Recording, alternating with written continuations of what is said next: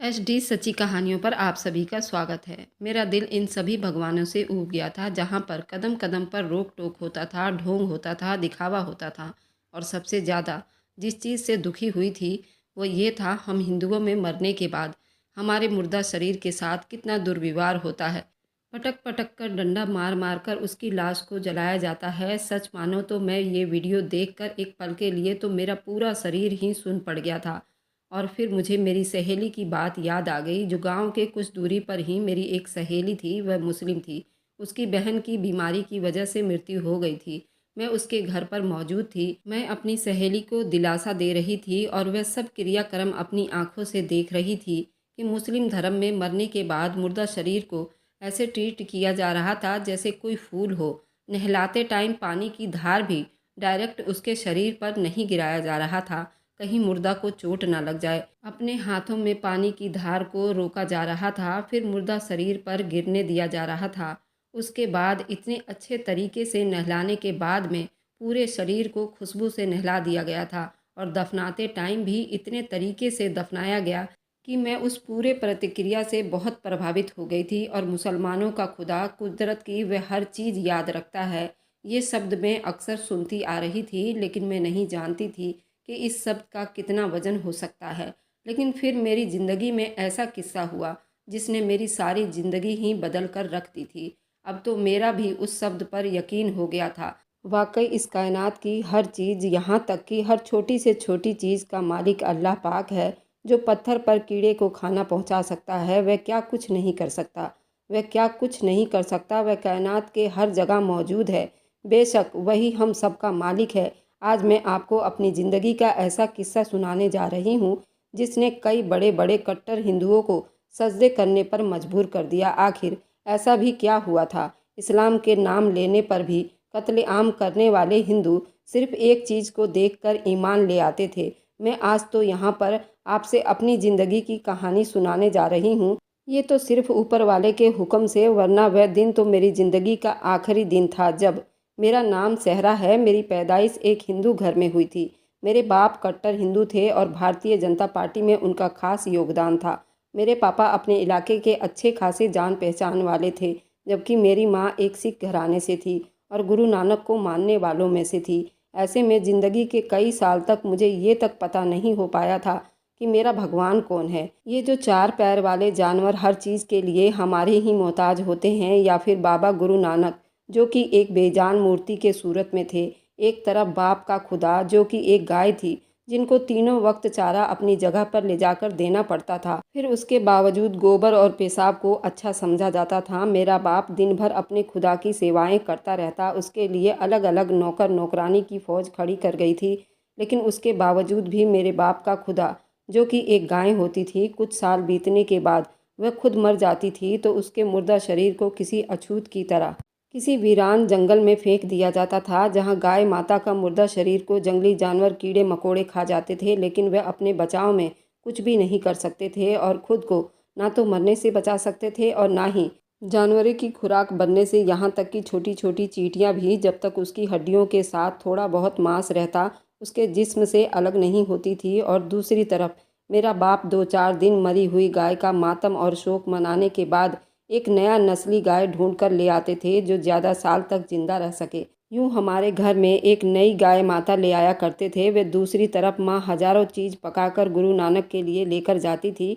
उनको चढ़ा दिया करती थी। कभी कभी तो वह चीज़ वहाँ से गायब हो जाती तो माँ खुश हो जाया करती थी, बाबा गुरु नानक ने चढ़ाया हुआ खाना खा लिया है, अब उनकी हर मुराद पूरी हो जाएगी। कभी कभी वह चीज़ यूं ही ज्यों की त्यों पड़ी रहती, जिस पर माँ उदास हो जाती थी और कहती थी कि बाबा जी आज उनसे नाराज़ है। बाबा जी की नाराज़गी माँ को बेचैन कर देती थी। फिर माँ सब कुछ छोड़ छाड़ कर चुप हो जाया करती थी, जब तक कि माँ को बाबा जी की नाराज़गी की वजह समझ नहीं आ जाती, जब तक माँ दूसरा कोई काम नहीं करती थी। इस सब के बीच में बहुत उलझ कर रह जाया करती थी। मुझे उन खुदाओं की कुछ समझ नहीं आई थी। शायद अल्लाह ने मुझे हिदायत से नवाज दिया था, इसलिए शुरू से ही मुझे एक ऐसी उलझन में डाल दिया था जिसमें से मैं अपना रास्ता ढूंढ कर निकल जाती और अपनी मुराद को पहचानना था। उस उलझन से निकलने के लिए मैं गाय माता और बाबा गुरु नानक की बहुत पूजा और तपस्या की थी, लेकिन उनमें से कोई भी खुदा मेरी उलझन को दूर नहीं कर सका था, क्योंकि मेरी उलझन का हल यहाँ नहीं था। मेरा हिंदू धर्म का नाम प्रियंका था और मेरे पापा का नाम प्रशांत यादव था। मैंने आगे की पढ़ाई इलाहाबाद से की थी। मेरे पढ़ाई में बहुत तेज़ दिमाग और साहस भरी हुई स्टूडेंट थी। 12 क्लास के बाद मेरी फर्स्ट डिवीज़न आने के बाद पापा ने मेरा दाखिला इलाहाबाद के यूनिवर्सिटी में करवा दिया था। यूँ मैंने अपना सामान पैक किया, अपने सफ़र पर निकल पड़ी, एक ऐसे रास्ते पर जहाँ मुझे मेरी मंजिल मिलनी थी, जहाँ मुझे हिदायत की रोशनी से आमना सामना होना था, जहाँ मेरी ज़िंदगी को बदल दिया जाना था। इलाहाबाद के कॉलेज में कदम रखते हुए मेरे दिल को एक अजीब सा सुकून महसूस हुआ था। एक खुशी की हवा चलने लगी थी जो मेरे जिस्म से टकरा कर रूह तक सुकून को पैदा कर रही थी। शायद इस जगह को मेरा ही इंतज़ार था। मैं एक साइंस स्टूडेंट थी, वहाँ पर दाखिला हुआ। वहाँ के हॉस्टल सिस्टम मेरे आने से पहले ही फुल हो चुकी थी। ऐसा ही अल्लाह को मंजूर था। मुझे कहा गया था कि मैं कुछ महीनों के लिए दूसरे इंजीनियर वाले ग्रुप में बैठना था। 3 महीने के बाद एक सीट मिल जाना था जिसमें से स्टूडेंट की छँटाई की जाती थी और उसी के हिसाब से सीट दी जानी थी। खैर, मुझे जो सीट मिलनी थी, मेरी रूममेट एक मुसलमान लड़की थी जिसका संबंध एक हिंदुस्तानी घर से ही था। उसका नाम रोशनी था। उसने मेरी तरफ बातचीत करने के लिए हाथ बढ़ाई थी, मगर मुझे उससे बात करने में कोई दिलचस्पी नहीं थी। मैं वैसे भी किसी से ज़्यादा बोलना मिलना पसंद नहीं करती थी, इसलिए मैंने उससे कोई ख़ास दोस्ती में दिलचस्पी नहीं दिखाई थी। वहीं पास के हॉस्टल में ही मेरे रहने का ठिकाना था, तो मैं अपना कमरा भी अलग ही रखना चाहती थी। लेकिन हॉस्टल का इंतज़ाम का कहना था कि मुझे कम से कम एक लड़की को अपने साथ एडजस्ट करना ही पड़ेगा। मैं अपने ऊपर कंट्रोल करके उस चीज़ के लिए तैयार हो गई थी। अगले दिन मेरी रूममेट आ गई थी और मैंने जैसे ही उसे देखा तो मुझे समझ नहीं आया कि उससे क्या कहूँ और क्या ना कहूँ, क्योंकि वह मेरी रूममेट लड़की कोई और नहीं बल्कि वही मुस्लिम लड़की रोशनी थी। मुझे एक मुस्लिम के साथ रूम शेयर करना था। उसके आने से पहले मैं कमरा सेट कर चुकी थी। बेड के बिल्कुल सामने मैंने एक बाबा गुरु नानक की मूर्ति रखी थी जो मेरी माँ ने आते टाइम मेरे हाथ में पकड़ाई थी, और दूसरी तरफ नई गाय माता की तस्वीर थी जिसे हमारे घर आए मुश्किल से हफ्ता ही हुआ था। पापा का कहना था कि गाय माता का आशीर्वाद ही था जो मेरी फर्स्ट डिवीज़न आई थी। खैर, उन दोनों के अलावा मैं अपने साथ अपने धर्म की और कोई चीज़ भी नहीं लाई थी। मुस्लिम लड़की मुस्कुराकर कमरे में दाखिल हुई थी। उसके बाद उसने अपना सामान एक तरफ रखते हुए पूरे कमरे का जायज़ा लिया था। फिर अपना सामान सेट करने लगी थी। मैं कुछ देर उसको देखती रही और फिर उठकर कमरे से बाहर चली गई थी। उसको मैंने कमरे की पिछली साइड दी थी, जबकि दरवाजे वाली साइड मैंने खुद रखी हुई थी। ये पार्टीशन मैंने अपने तौर पर कर ली थी, मगर जब मैं कमरे में वापस आई तो उस पार्टीशन वाली जगह पर कमरे की ओर बीचों बीच एक बड़ा सा पर्दा लगा हुआ था जो कमरे को बिल्कुल पूरे तरीके से अलग अलग 2 बराबर बराबर हिस्सों में बांटा हुआ था। मैंने जरा सा पर्दा साइड पर करके देखा। उसने अपना वाला हिस्सा बहुत खूबसूरत से सजाया हुआ था और बेड के साइड पर एक खूबसूरत सा कालीन बिछाकर कुछ करने में बिजी थी। मैंने उसे एक दो आवाज़ दी, लेकिन उसने ना मेरी तरफ देखा था और ना ही मेरी किसी बात का जवाब दिया था। उसके इतने एटीट्यूड पर मुझे गुस्सा आ गया था। मैंने फिर से पर्दा बराबर किया और अपने बेड पर बैठ गई, मोबाइल चलाने लगी। कुछ देर के बाद वह खुद ही पर्दा हटाकर बाहर आई और मुझसे कहने लगी, मैं माफ़ी चाहती हूँ कि मैंने आपकी आवाज़ का कोई जवाब नहीं दिया। असल में मैं नमाज़ पढ़ रही थी, इसलिए मैंने आपको जवाब नहीं दिया। सॉरी। अगर मैं आपको जवाब देती या आपकी तरफ देखती तो मेरी नमाज टूट जाती। आपको मुझसे कोई काम था क्या? मैंने उससे पूछा कि तुम ये बताओ कि ये नमाज क्या है? क्या कोई योगा वगैरह की प्रैक्टिस है? लेकिन तुम मुझे अच्छी खासी स्लिम और स्मार्ट नज़र आ रही हो। तुम्हें तो किसी योगा वगैरह की ज़रूरत नहीं है, फिर तुम ये सब क्यों कर रही थी? तो वह कहने लगी कि नमाज कोई योगा वगैरह की प्रैक्टिस नहीं है। नमाज हमारी इबादत है। जैसे आप अपने खुदा को पूजती हैं, उनको खुश करने के लिए अलग अलग काम करती हैं, वैसे ही हम अपने रब को राज़ी करने के लिए और उनको खुश करने के लिए नमाज अदा करते हैं। नमाज हमारे मजहब का फूल है, उसके बगैर हमारा मजहब पूरा नहीं होता। हर मुसलमान पर मजहब में 5 वक्त की नमाज फ़र्ज है, जिनको अदा करनी बहुत ज़रूरी है। मैंने किसी ट्रांसमीटर की हालत में उससे सुनती जा रही थी। उसके चुप होने पर मैं चौंक कर अपनी होश की दुनिया में वापस आई थी। मेरे दिल की हालत बदल रही थी। मैंने उसे कहा कि मैं तुमसे ये पूछ रही थी, क्या तुमने ये पर्दा लगाया है? तो उसने हाँ में सिर हिला दिया। कहने लगी, वहाँ सामने आप मुझे चलती फिरती हुई दिखाई देती तो अपने इबादत में डिस्टर्ब हो जाती। इसी वजह से मैंने ये पर्दा लगा लिया था, आपको कोई तकलीफ़ ना हो और मुझे भी आसानी हो। इतना कहने के बाद वह अपनी तरफ वापस चली गई थी। दिन इसी तरह बीत रहे थे। मेरा ज़्यादातर वक्त खुशबू के साथ ही बीतता था। मुस्लिम स्टूडेंट को देखते और जानते ही गुजर जाया करता था। अब मुझे रोशनी की एक एक आदत अच्छी लगने लगी थी और मुझे न जाने क्यों उसे देखने में बड़ी दिलचस्पी होती जा रही थी। उसकी आदत मुझे उसकी तरफ बहुत अट्रैक्ट करती थी। कमरे से बाहर निकलती तो पूरे पर्दे में होती थी, यहाँ तक कि उसके हाथों की उंगलियां और नाखून तक छुपे हुए होते थे। अपने मजहब के हिसाब से दिन में पाँचों वक्त अपनी नमाज अदा किया करती थी। कभी कभी तो रात के वक्त भी इबादत करती रहती थी। न जाने अब ये कौन सा वक्त था। उसने तो मुझे सिर्फ 5 वक्त ही इबादत के बताए थे। मैं अक्सर उसे देखती रहती थी और वह अपने मुंह से कुछ ना कुछ पढ़ती रहती थी। न जाने कौन सा जाप करती थी और दोहराती रहती थी। सुबह और शाम के वक्त वह कोई मोटी सी किताब लिए पढ़ती रहती थी। वह किताब हमारे कोर्स में तो नहीं थी। जिस तरह वह किताब को संभाल कर रखती थी, इससे तो यही लगता था ये उसकी मुकद्दस किताब हो। न जाने क्यों मुझे उसकी आदत और उसकी इबादत अच्छी लगने लगी थी। एक दिन इसी तरह जब वह सुबह के वक्त किताब पढ़ रही थी, जब मेरी आँख खुल गई, उस वक्त वह आवाज़ से पढ़ रही थी। तभी उसकी आवाज़ मेरे कानों तक पहुँच रही थी तो मेरी आँख खुल गई थी। मैंने पर्दा हटाकर उसे देखा था और अपनी जगह से उठकर चलती हुई उसके बेड पर आकर बैठ गई थी। उसने थोड़ी देर के बाद किताब बंद कर ली और चूम कर कपड़े में लपेट कर रख ली थी। फिर मुझे देखते हुए कहने लगी, आप यहाँ क्या कर रही थी? सब ठीक तो है ना? मैंने कहा, नहीं, ऐसी कोई बात नहीं है।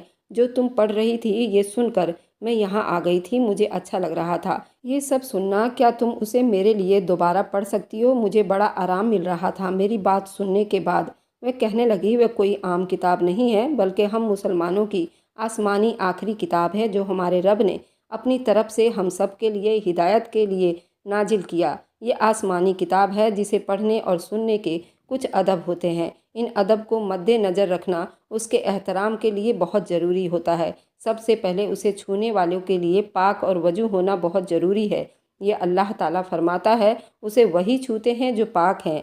मैं दिलचस्पी से उसे सुन रही थी। उसकी बातें मेरे दिल पर असर कर रही थी। मैंने उसे पूछा कि वजू क्या होता है, तो कहने लगी, वजू का मतलब पाक साफ़ होना होता है। उसके कुछ फ़र्ज हैं और कुछ सुन्नतें हैं जो अदा करने के बाद पूरा हो जाता है। मैं न जाने क्यों उससे सवाल पर सवाल किए जा रही थी, जिनके जवाब वो मुझे मोहब्बत भरे शब्दों में दे रही थी। उसके बाद मैंने इंटरनेट की मदद से भी इस्लाम के बारे में मालूम करना शुरू कर दी थी। जो मुझे इस्लाम के बारे में मिलता रहा, वैसे वैसे मेरी बेचैनी बढ़ती रही। मेरा एक ही मतलब था कि मैं सब कुछ जान लेना चाहती थी, मगर इतनी जल्दी सब कुछ मुमकिन नहीं था। अभी मैं इस्लाम के बारे में कुछ ही मालूमात हासिल कर पाई थी। मेरा इस्लाम को जानने का सफ़र अभी चल ही रहा था। एक दिन मुझे खबर मिली कि मेरी माँ बहुत बीमार हो गई हैं। डॉक्टर ने उन्हें जवाब दे दिया है क्योंकि उनको कैंसर जैसी भयानक बीमारी हो गई है। ये खबर सुनकर मैं परेशान हो गई थी। रोशनी ने मुझसे मेरी परेशानी की वजह पूछी थी। मैंने तो बता दिया। उसने मुझे कहा कि वो मेरी माँ के लिए दुआ करेगी कि मेरी माँ की तकलीफ़ कम हो जाए। बाकी ज़िंदगी और मौत तो अल्लाह के हाथ में ही है। फिर उसने मेरे सामने मेरी माँ के लिए दुआ की थी और मेरी तलाश अभी तक ख़त्म नहीं हुई थी। मुझे यहाँ पर 1 साल से ज़्यादा हो गया था। मुझे कॉलेज में आए हुए 1 साल से भी ज़्यादा होने वाला था। अब तो मैं भी ज़्यादा इस्लाम को जानने का चस्का बढ़ गया था। इस्लामी जानकारी हासिल करने के बाद अपनी ज़िंदगी पर असर करने वाली चीज़ें मेरे रोंगटे खड़े कर गए थे। मैं एक बार काम कर रह गई थी। हम इस दुनिया में किसके लिए भेजे गए थे और हम यहाँ क्या कर रहे थे? हमारा तो कोई भी काम इस्लाम के मुताबिक नहीं था। न जाने कितने खुदा बनाए गए थे, जबकि हम सब का खुदा एक ही है, जो ना हमें दिखाई देता है और ना सुनाई देता है, जो बिना कहे दिल का हाल जान लेता है। उसको कुछ कहने या कुछ बताने की ज़रूरत नहीं पड़ती। बेशक वह हमारा असल खुदा था और बाकी सब रॉन्ग नंबर थे। उस दिन मुझे पीके फ़िल्म की समझ आ गई थी। जिसने रॉन्ग नंबर क्यों कहा था और किसके लिए कहा गया था। हमारी आंखों में वाकई जाहिलियत की पट्टी बंधी हुई थी और दिलों में मोहर लग चुकी थी। लेकिन वह अल्लाह है जो करम करने वाला है। उसने मुझ पर करम किया था, जो मुझे हिदायत से नवाज दिया था। मैंने रोशनी से अपने दिल की बात कर ली थी। मैंने उससे कहा कि मैं इस्लाम में दाखिल होना चाहती हूँ। उसने हैरानी से मेरी तरफ देखा था। उसे लग रहा था जैसे मैं उससे मजाक कर रही हूँ। उसने मुझे कहा कि अच्छी तरह सोच लो, एक बार तुम इसमें दाखिल हो गई तो उसके बाद तुम्हें किसी भी खुदा को पूजने की ज़रूरत नहीं। जो तुम कह रही हो ये बात मजाक वाली नहीं है। मैं उसके जज्बात समझ रही थी। कोई भी मेरी हिंदू धर्म का इंसान इस तरह अचानक उठकर इस्लाम कबूल करने को कह देगा तो ये सब मजाक ही लगेगा। कौन यकीन करेगा कि इस मामले में बिल्कुल ठीक हूँ या नहीं। उसको भी मेरी बात बिल्कुल मजाक लग रही थी। मैंने उसे यकीन दिलवाया कि मैं वाकई इस मामले में गंभीर हूँ, कोई मजाक नहीं कर रही हूँ। उससे बहुत खुशी हुई थी। उसके चेहरे पर एक अलग सी चमक आ गई थी। उसने पहले मुझे वजू करवाया, फिर मुझे कलमा पढ़ाया, जिसे पढ़ने के बाद मैं इस्लाम में दाखिल हो गई थी। उसने मेरा इस्लामी नाम सहरा रखा था। मुझे गले लगाकर मुबारकबाद दी थी। उसने मुझे इस्लाम की बुनियाद इबादत और नमाज सिखाई थी और मुझे कहा कि कोशिश करना अब तुम्हारा कोई भी अमल इस्लाम के खिलाफ ना हो। इस वक्त तुम मुझसे ज़्यादा पाकीज़ा हो। इस्लाम में दाखिल होने के बाद तुम्हारे सारे ज़िंदगी के गुनाह माफ़ हो चुके हैं। तुम बिल्कुल पाक साफ़ हो। और उसके बाद मुझे रोज़ा, नमाज, सदका फ़ित्र के बारे में बताया था। जो ही मैंने सजदे में सर रखा उसी पल मुझे ऐसा लगा जैसे मेरी सारी बेचैनी ख़त्म हो गई है। मेरी बेचैन रूह को करार मिल गया था। मेरी तलाश पूरी हो चुकी थी। मैं जिस मंजिल के तलाश में भटक रही थी मुझे वो मंजिल हासिल हो चुकी थी। इस्लाम में दाखिल होकर मुझे मेरे मुक़द्दस ज़िंदगी मिल गया था। नमाज के साथ साथ मैंने रोशनी से कुरान पढ़ना भी सीख लिया था। मुझे उसकी ख्वाहिश ज़्यादा थी, इसलिए मैंने जल्दी सीख ली थी। कुछ ही साल में अरबी ज़ुबान भी बोल सकती थी। वक्त बीतता गया। मुझे इस्लाम में आए 3 साल हो चुके थे। आजकल मेरे पापा हर दिन मुझे कॉल करके बुला रहे थे। मुझे भी घर की बहुत याद आ रही थी, लेकिन मैं अब वहाँ नहीं जाना चाहती थी, क्योंकि मैं जानती थी अगर मैं वहाँ गई तो मुझे वहाँ सारे हिंदू रस्म करनी पड़ेगी, जो कि किसी सूरत नहीं कर सकती थी। अगर पापा को पता चल गया तो मेरे पापा मुझे जान से मार डालेंगे। मैं बहुत परेशान थी। मैंने परेशानी रोशनी से बयान की तो रोशनी ने कहा कि अगर किसी वजह से झूठ बोला जाए तो वह झूठ नहीं होता। तुम्हारे माँ बाप हैं, अगर वह तुम्हें बुला रहे हैं तुम्हें वहाँ जाना चाहिए। बस तुम्हें ये नहीं बताना कि तुम अपना मज़हब बदल कर चुकी हो। मैंने उसे कहा कि मैं कैसे छुपाऊंगी ये बात। तुम जानती हो कि मेरा रहन सहन, बोल चाल, मेरा पर्दा सब कुछ बदल चुका है। ऐसे में कैसे छुपा सकती हूँ। मैं एक मुसलमान हूँ। वे लोग मुझे देखते के साथ थी मुझे कत्ल कर देंगे। तुम नहीं जानती कि मेरे पापा मुसलमान के कितने बड़े दुश्मन हैं। मुझे कुछ नहीं समझ आ रही थी मैं क्या करूँ और क्या ना करूँ। मैं थक हार कर सर पकड़कर बैठ गई थी। न जाने क्या होने वाला था। खुशबू मेरे पास बैठी हुई थी। मुझे कहने लगी, तुम खुद को बेपर्दा ना होने देना, बाकी कपड़ा कोई भी पहन लो, वैसे भी सर्दियों का मौसम है। तुम नीचे कुछ भी पहनकर ऊपर लॉन्ग कोट पहन लेना, सारा मसला ही ख़त्म हो जाएगा। मेरे दिमाग की एकदम से बत्ती जली थी। मैं खुशबू का शुक्रिया अदा करते हुए उसको मैंने अपने गले से लगाया था। वह बहुत अच्छी थी। उसने चुटकियों में ही मेरी सारी समस्या हल कर दी थी। उसने मेरी परेशानी दूर कर दी थी। मैंने एक बड़ी सी हेड कैप ली, जिसको मैंने अपने सर पर पहनने के लिए इस्तेमाल करती थी और कोरोना से बचाव के लिए मुंह पर मास्क लगा लेती थी, जिससे मेरा पर्दा बरकरार था। मैं अल्लाह पाक का लाख लाख शुक्रिया अदा किया करती थी। वह अपने बंदे को कभी भी मायूस नहीं होने देता। वह हर रास्ता निकाल ही देता है। जहाँ से किसी की बहम गुमान में भी नहीं होता, वहाँ से भी परेशानी का हल निकल जाता है।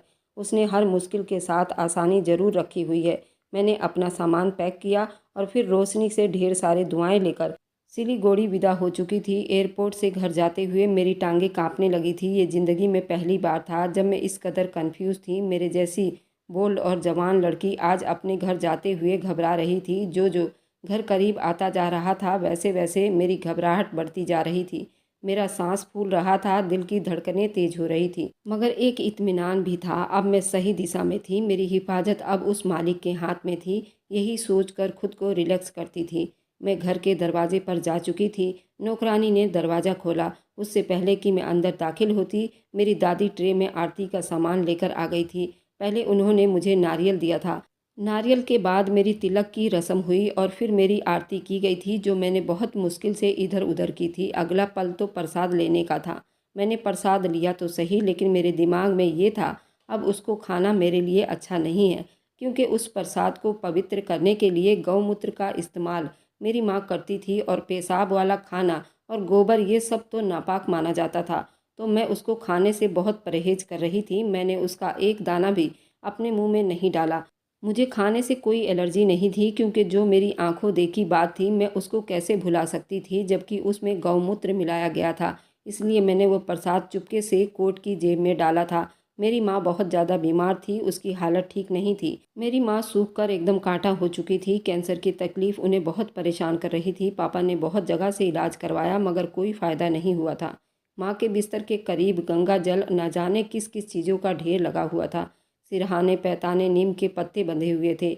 मैंने सबसे पहले माँ का कमरा साफ़ किया था और उनके कमरे से सारी फालतू चीज़ें हटा दी थी। मुझे यहाँ रहते हुए जो सबसे बड़ी मुश्किल आ रही थी वो मेरी इबादत थी। मैं यहाँ लाख कोशिश के बावजूद भी 5 वक्त की नमाज नहीं पढ़ सकती थी। हर वक्त कोई ना कोई सर पर सवार होता था जिसकी वजह से मेरी नमाज रह जाती थी। मैं रात के पिछले पहर दिन भर की सारी नमाजें अदा करती थी। कुछ न कुछ पढ़कर माँ पर दम किया करती थी, जिसके बाद माँ कुछ पलों के लिए सुकून की नींद सो जाया करती थी। वरना तकलीफ़ की शिद्दत इतनी थी कि वो पूरी रात लाठी के सहारे कमरे में चक्कर पे चक्कर काटती थीं।